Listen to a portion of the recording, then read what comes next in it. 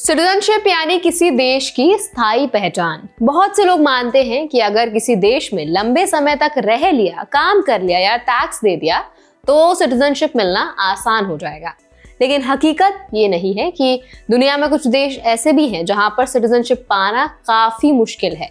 तो इस वीडियो में आज हम समझेंगे किन देशों में नागरिकता मिलना सबसे ज्यादा कठिन माना जाता है, वहां नियम इतने सख्त क्यों हैं और इन बातों से बाहर रहने वाले लोगों, खासकर भारतीयों को क्या सीख मिलती है। तो चलिए फटाफट से वीडियो को स्टार्ट कर देते हैं। हाय, मेरा नाम है वर्षा दुबे और आप मुझे देख रहे हैं एनबीटी टेक एड पर। सबसे पहले बात करते हैं वेटिकन सिटी की। वेटिकन सिटी को दुनिया की सबसे मुश्किल सिटीजनशिप वाली जगह माना जाता है। इसकी सबसे बड़ी वजह यह है कि यहाँ सिटीजनशिप स्थायी होती ही नहीं। वेटिकन सिटी की नागरिकता सिर्फ खास लोगों को ही दी जाती है, जैसे कार्डिनल्स, प्रीस्ट या फिर होली सी में काम करने वाले अधिकारी।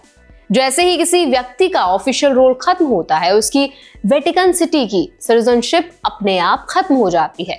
यानी यहाँ सिटीजनशिप किसी देश में बसने के लिए नहीं, बल्कि एक जिम्मेदारी निभाने के लिए दी जाती है। अब बात करते हैं नॉर्थ कोरिया की। नॉर्थ कोरिया दुनिया के सबसे अलग थलग देशों में से एक है। विदेशियों के लिए यहाँ सिटीजनशिप पाना लगभग नामुमकिन है। यहाँ कोई साफ या खुली नेचुरलाइजेशन प्रोसेस मौजूद नहीं है। सिटीजनशिप देने पर सिर्फ बेहद खास हालात में ही सोचा जाता है, जैसे कोई असाधारण पॉलिटिकल या मिलिट्री वजह हो। आम इंसान चाहे वो कितने साल भी क्यों ना रह ले, नॉर्थ कोरिया की सिटीजनशिप पाने की उम्मीद नहीं कर सकता। इसके बाद आता है सऊदी अरेबिया। बहुत से लोग सोचते हैं कि अगर कोई व्यक्ति सऊदी अरेबिया में लंबे समय तक काम करता है तो उससे सिटीजनशिप मिल सकती है, लेकिन ऐसा बिल्कुल भी नहीं है। सऊदी अरेबिया सिटीजनशिप सिर्फ बहुत सख्त शर्तों पर देता है। इसके लिए कम से कम 10 साल तक वहां रहना जरूरी है। साथ ही अरबिक भाषा पर अच्छी पकड़ होनी चाहिए और देश की संस्कृति से मजबूत जुड़ाव दिखाना पड़ता है। असल में इस्लाम का पालन एक बड़ा फैक्टर माना जाता है और इसके बावजूद अप्रूवल्स बहुत कम होते हैं। यानी यहाँ सिटीजनशिप मिलना बेहद रेयर है। अब बात करते हैं कुवैत की। कुवैत में भी सिटीजनशिप के नियम काफी सख्त हैं। नॉन मुस्लिम्स आमतौर पर सिटीजनशिप के लिए एलिजिबल ही नहीं होते। अगर कोई मुस्लिम भी है तो उसे आवेदन करने से पहले कम से कम 20 साल तक कुवैत में रहना जरूरी होता है। इतना लंबा समय बिताने के बाद भी ज्यादातर एप्लीकेशंस रिजेक्ट कर दी जाती हैं। इसका मतलब ये है कि सिर्फ लंबे समय तक रहना ही सिटीजनशिप की गारंटी नहीं है। अब यहाँ एक जरूरी बात समझना काफी जरूरी हो जाता है, खासकर उन इंडियंस के लिए जो बाहर जाकर सेटल होने का सपना देखते हैं।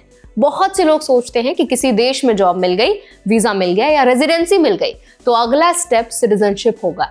लेकिन ऊपर बताए गए एग्जाम्पल साफ दिखाते हैं कि हर देश सिटीजनशिप को बहुत केयरफुली कंट्रोल करता है। सिटीजनशिप सिर्फ रहने या काम करने का मामला नहीं है, बल्कि कल्चर, रिलीजन, पॉलिटिक्स और नेशनल इंटरेस्ट से जुड़ा फैसला होता है। इंडियंस के लिए समझना जरूरी है कि वीजा, रेजिडेंसी और सिटीजनशिप तीनों अलग चीजें हैं। कई बार लोग बिना पूरी जानकारी के लाइफ डिसीजन ले लेते हैं और बाद में फ्रस्ट्रेशन होती है। इसीलिए किसी भी कंट्री में जाने से पहले ये जानना जरूरी है कि वहां सिटीजनशिप के रूल्स क्या हैं और क्या सच में लॉन्ग टर्म सेटलमेंट पॉसिबल है भी या नहीं। तो इस वीडियो से ऑडियंस को ये सीख मिलती है कि फॉरेन कंट्री का सपना देखते समय सिर्फ सैलरी या लाइफस्टाइल नहीं, बल्कि लीगल रियलिटी को भी समझना जरूरी है।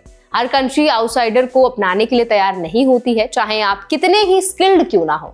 सही जानकारी आपको गलत एक्सपेक्टेशंस और फ्यूचर डिसअपॉइंटमेंट से बचा सकती है। आखिर में यही कहा जा सकता है कि सिटीजनशिप कोई ऑटोमेटिक प्रोसेस नहीं है। यह हर देश की अपनी पॉलिसी, सोच और प्रायोरिटीज पर डिपेंड करता है। अगर आप बाहर जाने की प्लानिंग कर रहे हैं तो इमोशनल फैसले लेने से पहले रूल्स को अच्छे से समझना ही सबसे समझदारी भरा कदम है। तो आई होप ये वीडियो आपको हेल्पफुल लगा होगा। इस वीडियो पर आपका क्या ओपिनियन है, आप क्या राय रखते हैं, हमें कमेंट्स के जरिए जरूर बताएं। ऐसे और भी अपडेट्स के लिए, वीडियोस के लिए, इन्फॉर्मेशन के लिए हमारे चैनल एनबीटी टेक एड को भी जरूर सब्सक्राइब करें।